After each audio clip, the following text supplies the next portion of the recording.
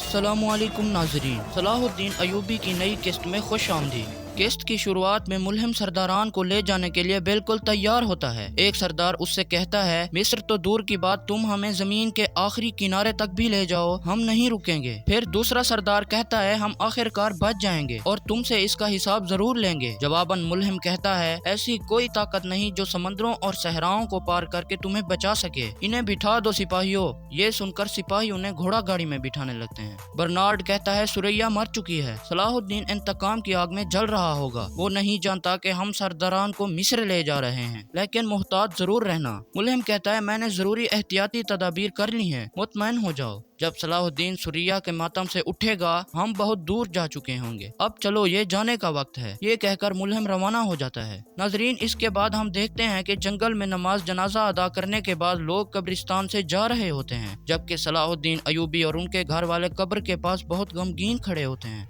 असलम शेर को वहाँ पहुँचते हैं और सलाहुद्दीन अयूबी से कहते हैं, आपके नुकसान पर मेरी तरफ से ताज़ियत। जवाबन सलाहुद्दीन अयूबी उनका शुक्रिया अदा करते हैं। फिर शेरको को कहते हैं, सुरैया सरदारान को बचाने के लिए कुद्स गई और अपनी जान से हाथ धो बैठी, हमें उससे इबरत हासिल करनी चाहिए। शेरको कहते हैं, सलाहुद्दीन छोड़ दो, जिस रास्ते का तुमने फैसला किया है अपनी जान को तकलीफ में ना पहुँचाओ। मगर सलाहुद्दीन अयूबी कहते हैं, सरदारान को उनके जाल से बचाना और सुरैया का इंतकाम लेना मेरा फर्ज है। सख्त गाजी से खबर लेने के बाद दस्ते आगे बढ़ते हैं और सलाहुद्दीन अयूबी से कहते हैं, मुल्हिम एक काफिले के साथ कुद्स से निकला है। ये सुनते ही सलाहुद्दीन अयूबी कहते हैं, जैसा कि सुरैया ने कहा था, वो सरदारान को मिस्र ले जा रहे हैं, यही इंतकाम का वक्त है। बोरो कबीले में आगे बढ़ते हुए गोकचेक अरसलान शाह से कहती है, आप इंशाअल्लाह जंग से कामयाबी हासिल करेंगे और सरदारान को कुफार की तलवार से बचा लेंगे। इसी लम्हे तैमूर भागता हुआ आता है और कहता है, चचा हमारे पास एक अहम खबर है। जैसा कि आपने हुक्म दिया था कि हमने कुद्स के करीब सरदारान के लिए जासूस भेजे थे, उनकी तरफ से खबर मिली है कि फातिमियों का अमीर मुल्हिम काफिले के साथ निकला है। काफिले के साथ 2 बंद चक्कर भी हैं। सलाहुद्दीन और उसके आदमी भी उसी की तरफ गए हैं जिस तरफ काफिला गया है।